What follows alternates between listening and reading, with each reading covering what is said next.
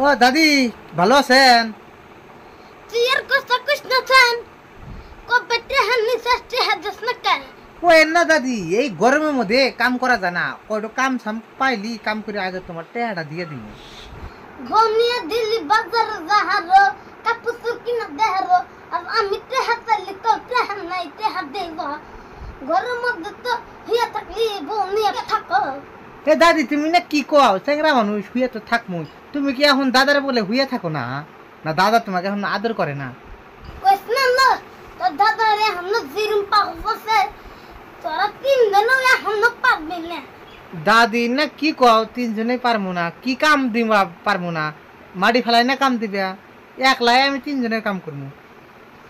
তুমি তো কি পাবা আমি কই কি তুমি হন কে?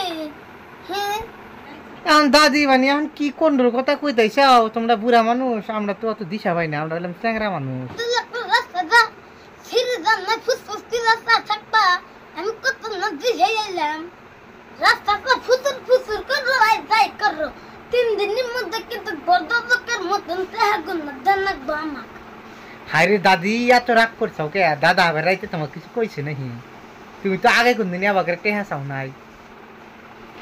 ওই কথা কস তোর দাদা দুলা হুঁ কই না তোর দুলা নিয়ে না ফেস আরে দাদি গো, তুমি জানি দাদা কইও না, তোমার টেহা আমি 3 দিনের মধ্যে দিল, তাও দাদা কর দরকার নাই। এই 3 দিন কাম ধাম কইরা তেহা দিয়ে আমাক দিয়ে দিস। আর একটা কথা তেহা দিয়ে আমাক দিবি তোর দাদা জানে না না দিন বেসা তেহা তোর দাদা জানলি সব পুকিরা নিয়ে যাবো গা।